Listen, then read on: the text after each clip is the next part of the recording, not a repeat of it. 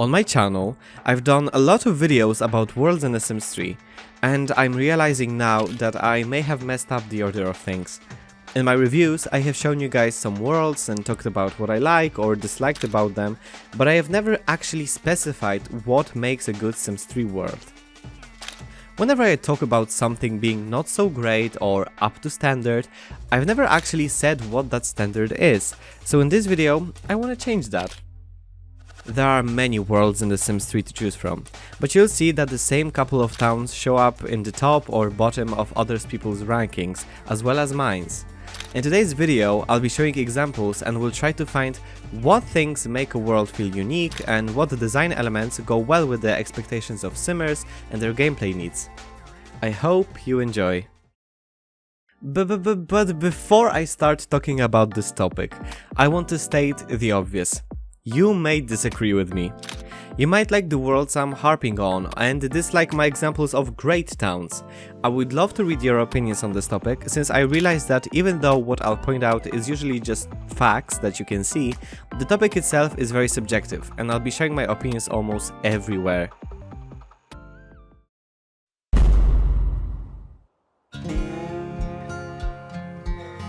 I think the only place to start this conversation with is the first world in The Sims 3, which we all know is Sunset Valley. This is the blueprint for every other town in the game.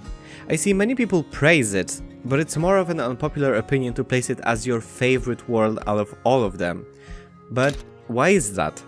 What makes Sunset Valley unique is how basic it is. And I mean that as a compliment, sort of. But also it's probably one of the reasons it's not many people's actual fave. Looking at architecture, for example, because that's the best example of that, there are many different parts to Sunset Valley. There are a few craftsman, cabin-y looking builds, but right next to them there's a mid-century looking house, and then a modern mansion. The main theme for this town would have to be, I guess, suburbia, but there are so many different styles of houses that I couldn't really pinpoint what Sunset Valley's aesthetic is. It's difficult to place it on a map also, or maybe guess the real-life inspiration behind it, because it's purposely vague so that the player can decide that. Right next to each other there can be a beach with palm trees, beach houses and colorful flowers, and the road next to it is full of juniper trees and dark grass.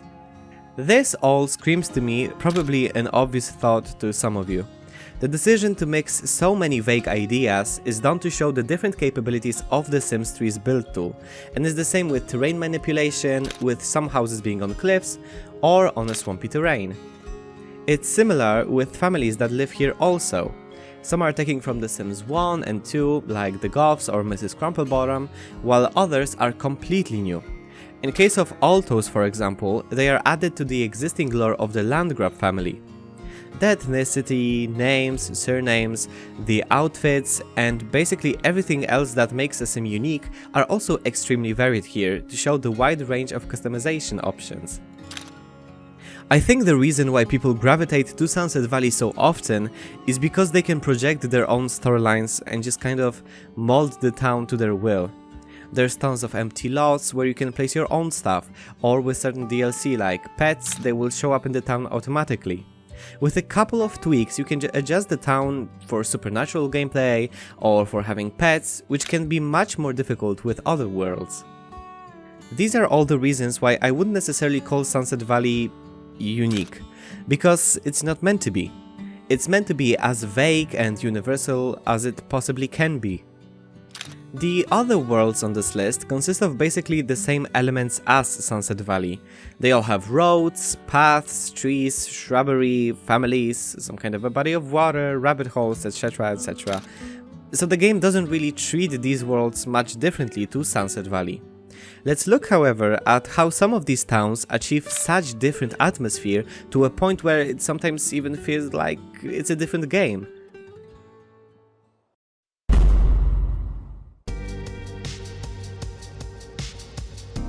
I feel like Aurora Skies is the perfect place to start.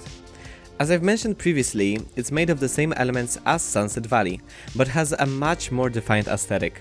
Let's start off with the look of the town, which is, I think, the most obvious part. As you can see, overall, it's much darker than Sunset Valley or Riverview. It's all thanks to custom watercolor and sky texture, which changes at night to resemble an Aurora Borealis. And this is where the first thing that makes a town unique can be seen. Aurora Skies, similarly to other worlds that I mentioned later, has some sort of a gimmick. I'm not necessarily talking about the hot air balloon, which is the object that comes with the town. What I mean is that notice how some of the more well-regarded worlds have a certain gimmick that makes them stand out simply by a single design choice, which was made during the creation of the town. In Aurora Skies, for example, what sets the town apart is the extremely specific Aurora Borealis effect put on the sky, as well as the always steamy geothermal lake placed in the middle of the map. These are all context clues that cue you in as to the vibe this town is going for. The colorful houses on themselves wouldn't really point out to any specific location in real life, but when you add in the Scandinavian and Nordic names of sims and places, the extremely green grass, Aurora Borealis and geothermal lakes, it all points to Aurora Skies being inspired specifically by Iceland.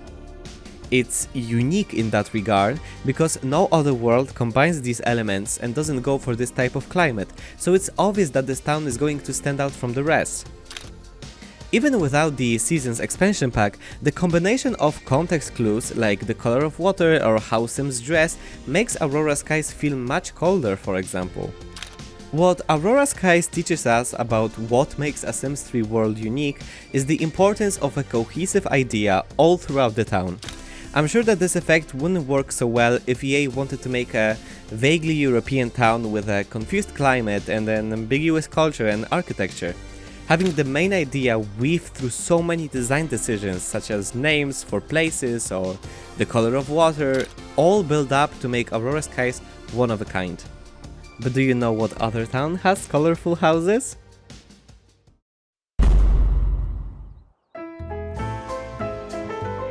Gimmicks can affect smaller or bigger things in the Sims 3 world, but with a couple of examples is literally the reason for the town's existence.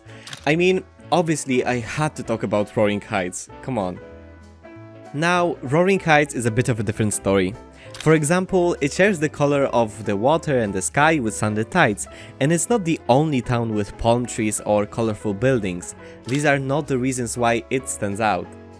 As I've mentioned previously, the most important part to make any town unique is an idea that's different.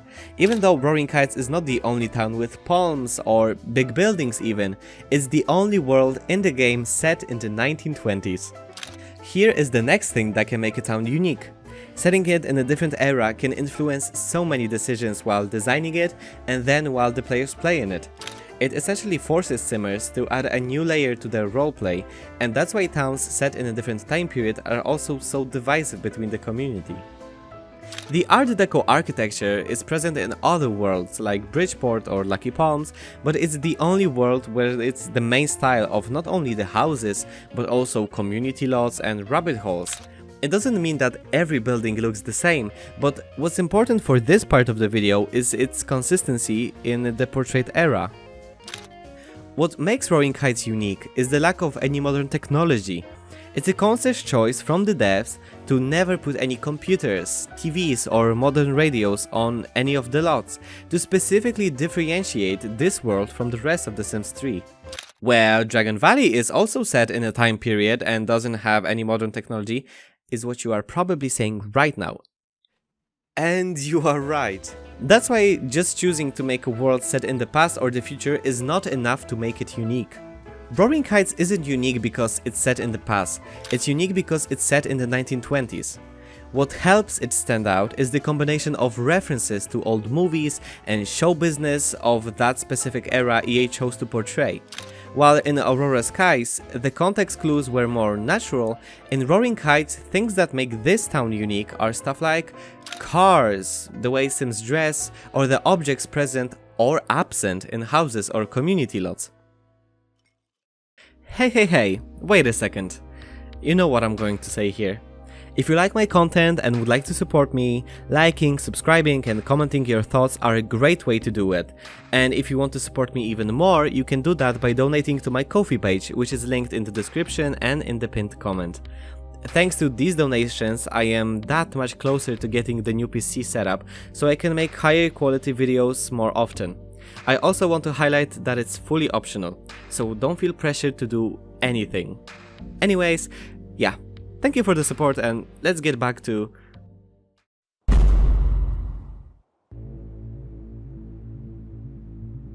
I think it's obvious how Midnight Hollow can be unique and stand out from the rest of the worlds, but it would be a crime for me not to mention it while covering this topic. Stuff like Victorian mansions are definitely not a new concept to The Sims 3. Even in the base game Sunset Valley world, there's the Goth Manor on top of a hill, but what makes Midnight Hollow extremely specific is the color scheme. I mean, just look at it.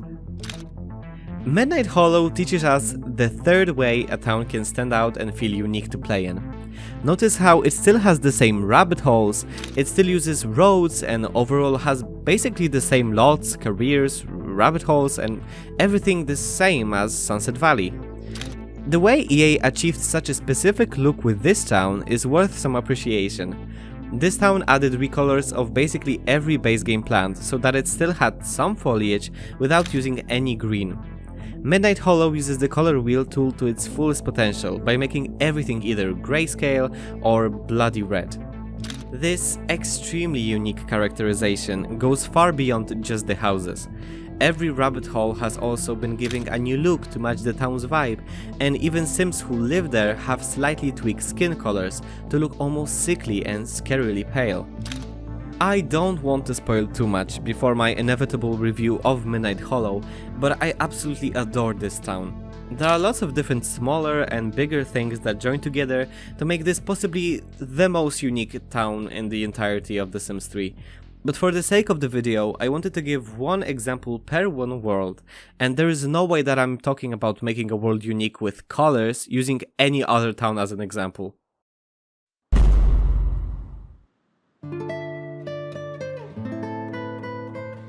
Up to this point in the video, I've only mentioned things outside of gameplay.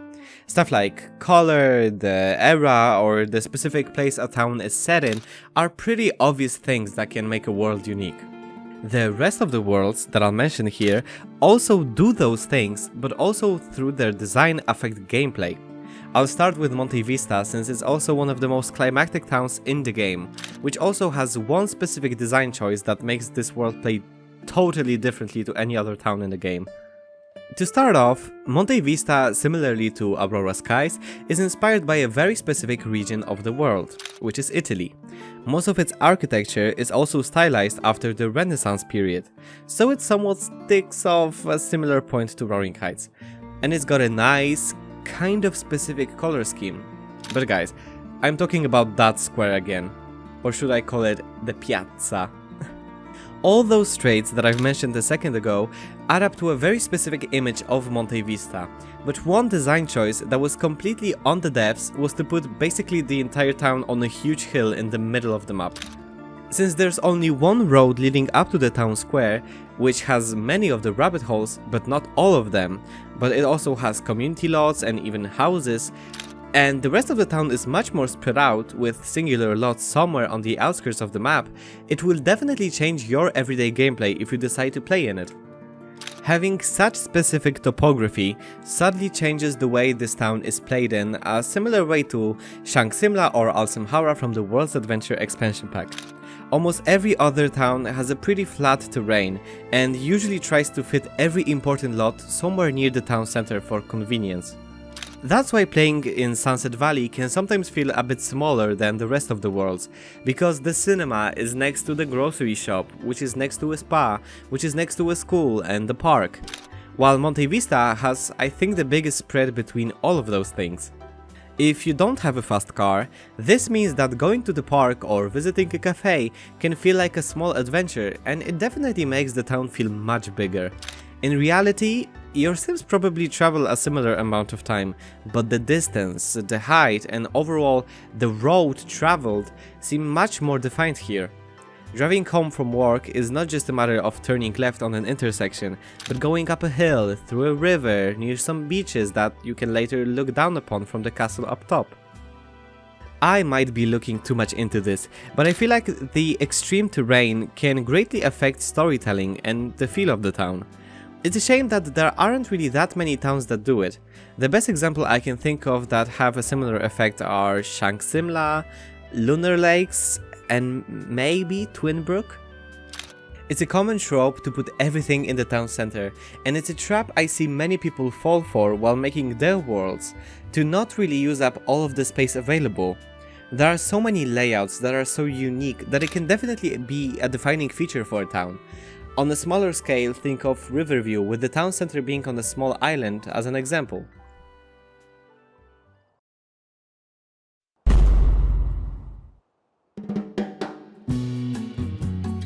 Isla Paradiso is the best example of gameplay interwoven into the design of the town, completely changing the vibe of the world and making it one of a kind. For this point, I could have chosen many worlds from expansion packs that have a unique gameplay feature. For example, Bridgeport has apartments, Appaloosa Plains has much more space for horses, or Moonlight Falls has supernatural hangout spots, but these all can be added in some capacity to other towns. Isla Paradiso is unique in that regard, since it's designed after a new gameplay feature that is not used and will never be used in any other EA-made map, which is boats. Without using external softwares like Create a World, it's also very difficult to add them into any other town, since everything else is joined by roads and terrain. Isla Paradiso is the only town to have lots not be connected by land, except a single mission in Champs-les-Élysées, which we don't really talk about that. What makes this town unique is just the sheer amount of water everywhere and the new added ways of traversing it. There are boats, kayaks, houseboats or jet skis. It's definitely the most costly and unique way of making a world feel different to anything else in the game, but I argue that this is the most impactful way to do it. This is the only town in the game that breaks one of the rules that I've set up earlier. There are some places where there are just simply no connecting roads and you have to use a boat. This just literally forces the player to use a new gameplay feature added with the expansion pack, and that's why Isla Paradiso is so laggy, but also why it feels so different compared to anything else we have in the game. Okay, so now let's recap what we've learned about making a unique looking and feeling world in The Sims 3. From Aurora Skies, we've learned that setting the town in a specific region and adding context clues like geothermal lakes, Aurora Borealis or regional names can differentiate the world from others. From Roaring Heights, we've learned that setting the town in a specific era and sticking to it can be a thing that sets it apart from the rest of the Sims 3 worlds. Midnight Hollow is an example of a world that's unique because of its striking visual style, mostly thanks to the colors, which are very specific and put on basically everything, even the skin colors of Sims, plants, the water and the sky. Monte Vista taught us that even stuff like the height map and the terrain can change the way Simmers play in a world, and that's what can differentiate the town from the others. And finally, the most expensive way to make a town unique is through huge gameplay features and building the world around them, like in Isla Paradiso, and making it feel unique through the usage of the boat system, for example, which is not present in any other world in The Sims 3. And now I'm making it seem like every world in The Sims 3 has something going for it, and honestly, most of the towns in The Sims 3 are unique. They all offer some kind of a new aesthetic or feature that can interest different parts of the community. But then there's also...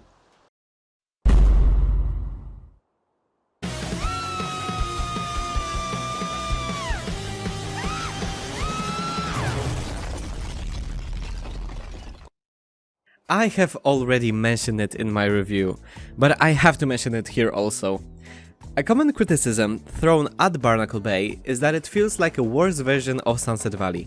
Apart from it being just a terrible world, completely not worth the money, it also fails at branding itself as a unique and different town compared to other available expansions.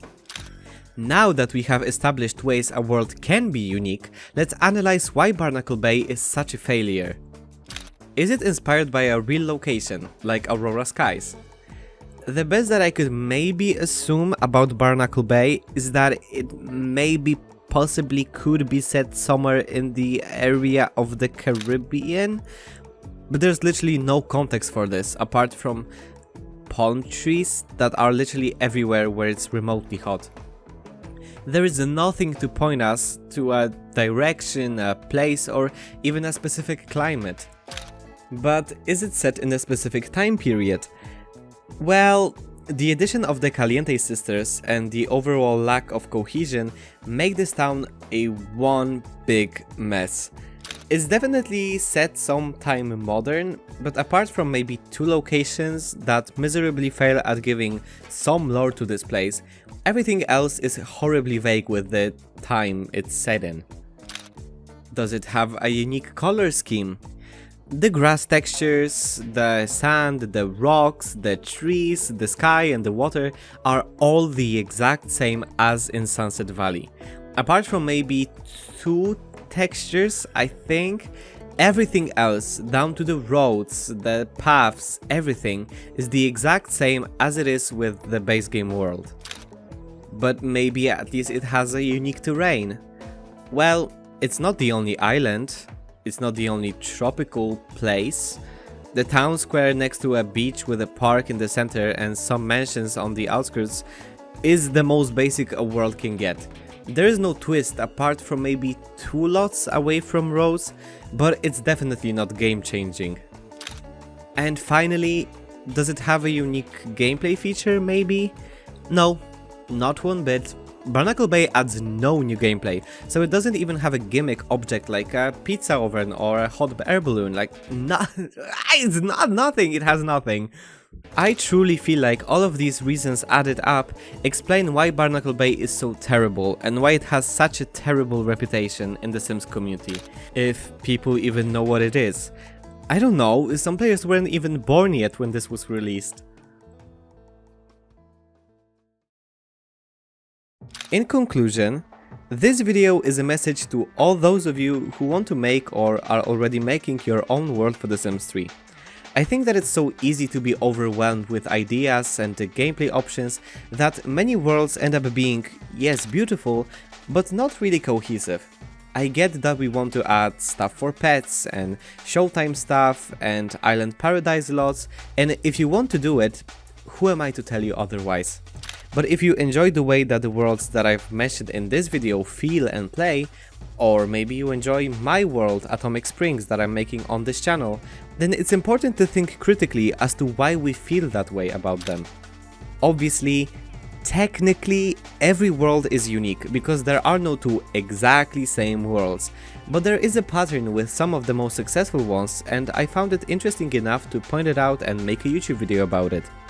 So, what I want you to take from this video is to think about what makes something a success and not to pressure yourself to do something the exact same way. Notice how there are so many ways to make a Sims world unique that are all so different. I don't want you to use this video as a guide on how to copy other towns, but instead to inspire you to think critically of your work, yes, but also look for those little details that make it your own project that you can be proud of at the end. Just like this video is for me, right now.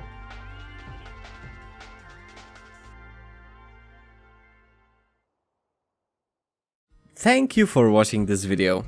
I love making deep dives on stuff like this, so I'm happy to have made another analysis. I have some big plans for this month, so I hope you'll join me on this venture, and yeah, you can do that by liking, subscribing, and what I adore, commenting your opinion and your own observations. I see pretty much every comment and I try to respond to as many as I can, so feel free to share your own thoughts down below. While you're down below, don't forget to check out my Ko-fi page if you are interested in supporting this channel directly. I want to thank so much Quake Riley and Anne in Wonderland for supporting me on it. Thank you so much. Having said all of that, have a great rest of your day, and thank you for watching.